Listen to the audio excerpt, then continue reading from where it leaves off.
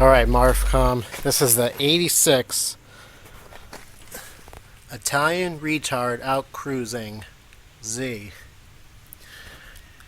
I've got the 89 IROC rims. They've seen better days. This is the rear. Got those Willwood disc brakes. That's pretty cool, I think. Missing a lug nut, but you really only need 3. Let's check this out. This is a Mosier 12-volt rear end. Custom for this car with the torque on bracket. 373s, Eaton posi. It's pretty cool. I painted it. It didn't come out that great. But it's got the Willwood brakes. Oh, let's come over here. Oh.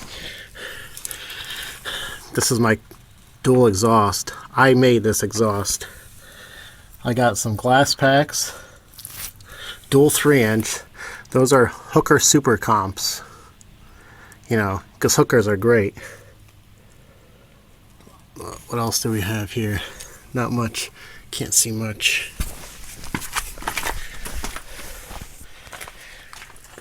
So here is a 383 small block Chevy.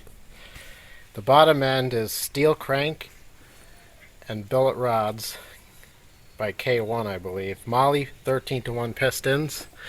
The block was machined by T&L Engine Performance in North Carolina. I got a Y-end tunnel ram, Dart 230cc aluminum heads. Oh, my hookers are starting to rust, fucking sluts. Dead soft aluminum gaskets. We got dual Proform 650s, 4-corner idle. I got some cool regulators going on over here, and my custom CNC machine bracket. More Hooker Super Comps. Chevy valve covers. MSD Pro Billet Distributor.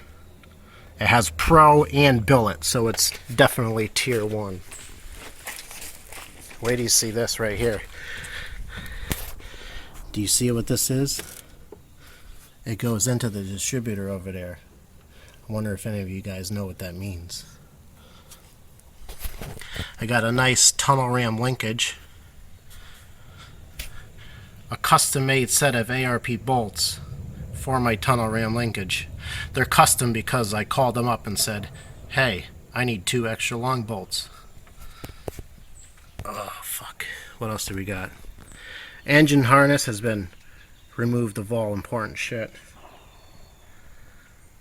I got some cool, that's an alternator that overcharges the shit out of the battery. It needs to be replaced.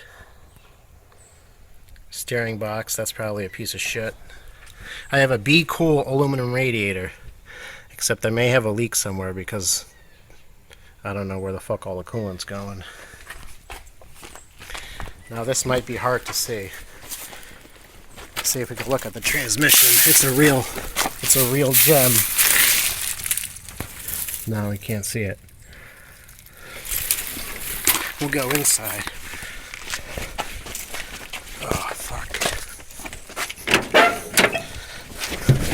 Alright, well this interior has been pretty much gutted. I've got a Hurst competition shifter. Muncie M20 transmission. Now this transmission is special. I bought it from a kid who is basically a crackhead. Alright? And then he failed to tell me that first and second gear were removed because they used this on a circle track car. So I had to bring it to the shop and they put those gears back in and ended up costing me like $800 for the transmission. And the top 2 ears have been broken and welded off and welded back on, so who the fuck knows. My MSD tachometer or my Moroso tach. It goes up to 12,000 RPM, but I don't rev this that high. Some Autometer Pro Comp gauges, wideband fuel, air fuel ratio meter.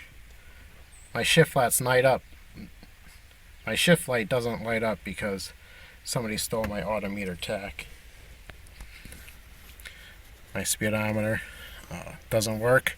None of the only thing that works in this panel is the battery charging gauge. Well, the RPM works, but because it's hooked up to the MSD box, it's like off by double. But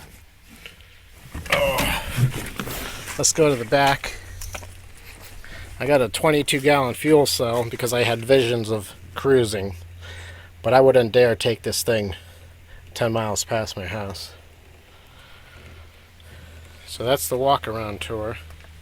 Believe it or not, this electric trunk latch works. There's no battery in it, which is why it's down, but this fucking thing actually works. What else do we have? You know, oh, here's a picture of my dual exhaust. It's very low to the ground because the tires are flat and just because there's hardly any room under here. But I'm gonna fuel this thing up, remove the coil and crank it, get some oil pressure, and I'll see if I can get this started.